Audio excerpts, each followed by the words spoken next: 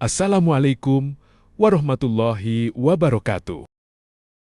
Video kali ini saya akan mengulik sedikit sejarah singkat asal-usul pemulutan. Nama pemulutan sendiri diyakini berasal dari kisah mistis yang melibatkan seorang muyang yang berhasil menangkap buaya menggunakan getah dari pohon pulai. Dari sinilah masyarakat setempat mulai mengenal pawang buaya yang merupakan keturunan muyang tersebut. Kisah ini mencatat bahwa sekitar 800 tahun yang lalu, di desa Sudi Mampir terdapat 7 bubungan yang dianugerahi kesaktian oleh Allah Subhanahu wa Ta'ala.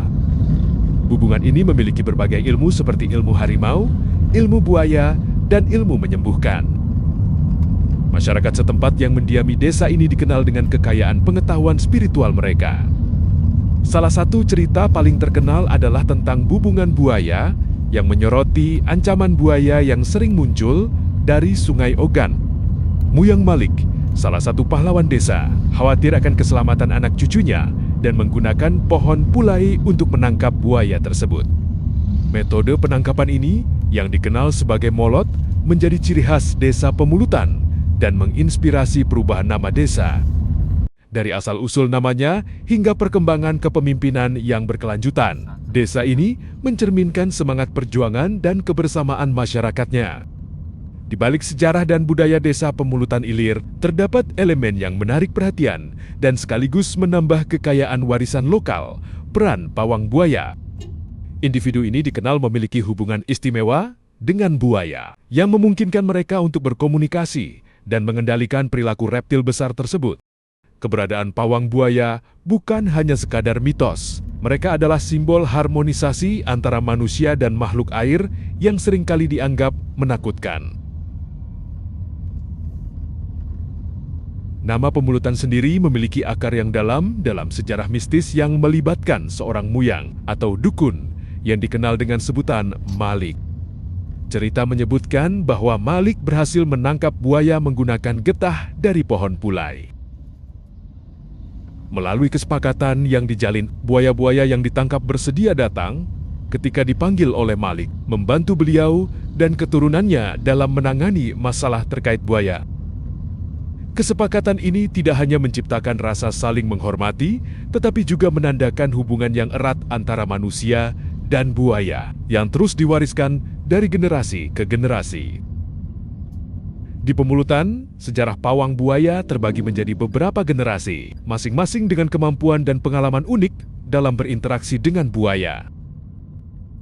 Berikut adalah penelusuran tentang generasi pawang buaya yang terkenal di desa ini.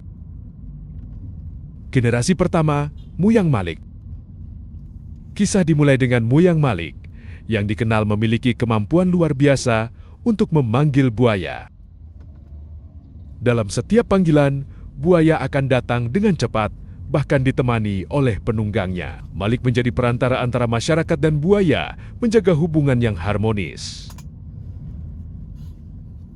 Generasi kedua, Kamaluddin dan Ratu Jurum.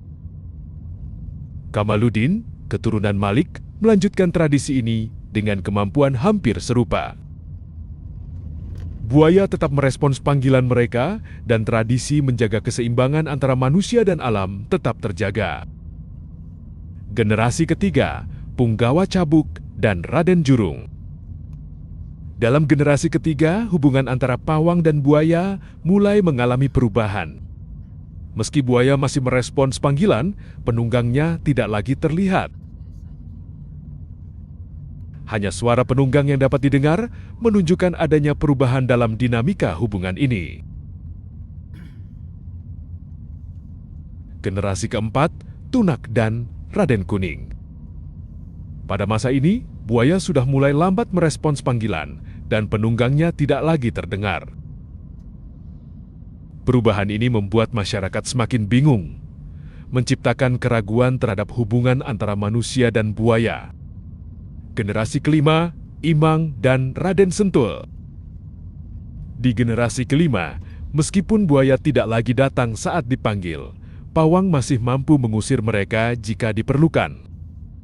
Namun, kemampuan berkomunikasi dengan buaya semakin berkurang, dan masyarakat mulai meragukan efektivitas pawang buaya.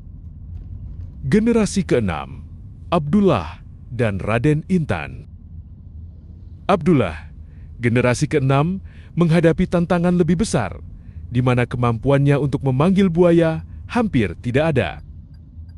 Meski begitu, dia masih bisa mengusir buaya ketika ada masalah. Generasi ketujuh, Abdullah Hamid. Saat ini, generasi ketujuh diwakili oleh Abdullah Hamid, yang dikenal dengan gelar pendekar jurung-jurung mata intan. Dalam generasi ini, buaya tidak lagi merespons panggilan, bahkan tak bisa diusir lagi. Hal ini menunjukkan bahwa peran pawang buaya dalam menjaga keseimbangan alam di Pemulutan Ilir semakin berkurang. Meskipun kemampuan untuk memanggil buaya telah memudar, pawang buaya masih dihormati dan dicari oleh masyarakat yang mengalami masalah terkait buaya. Abdullah Hamid, sebagai generasi ketujuh, terus memberikan bantuan kepada orang-orang di berbagai daerah, termasuk desa Tanjung Jumbung, Muara Tembesi, dan Serolangun di Jambi, hingga kawasan Selapan dan Gasing Banyuasin. Keberadaan pawang buaya di luar Pemulutan menunjukkan bahwa meskipun tradisi ini mulai memudar, warisan budaya dan hubungan yang terjalin antara manusia dan buaya tetap dihormati. Pawang buaya menjadi simbol dari kearifan lokal yang mengajarkan kita pentingnya menjaga harmoni dengan alam, meskipun tantangan zaman terus berubah. Pawang buaya bukan hanya sekadar sosok dalam legenda, tetapi juga menjadi bagian penting dari sejarah dan budaya desa Pemulutan. Dengan keahlian yang diwariskan dari generasi ke generasi, mereka berperan sebagai jembatan antara manusia dan alam, menjaga keseimbangan dan harmonisasi. Meskipun kemampuan mereka mulai memudar, warisan dan nilai-nilai yang mereka ajarkan akan terus hidup dalam ingatan masyarakat Pemulutan. Mengingatkan kita akan pentingnya menjaga hubungan baik dengan lingkungan dan makhluk hidup di sekitarnya. Kecamatan Pemulutan di Ogan Ilir memiliki kondisi geografis berupa dataran rendah dengan lahan pertanian luas, didominasi tanah aluvial di sepanjang daerah aliran Sungai Das Ogan, menjadikannya daerah lembab dan rawa, dengan sumber daya alam utama berupa sungai yang menjadi aset penting bagi masyarakat. Luas wilayahnya sekitar 208 km persegi dengan batas wilayah yang berdekatan dengan sungai dan kecamatan lain di Ogan Ilir, serta merupakan bagian dari Kabupaten Ogan Ilir. Kondisi fisik utama: dataran rendah, wilayahnya berada di dataran rendah.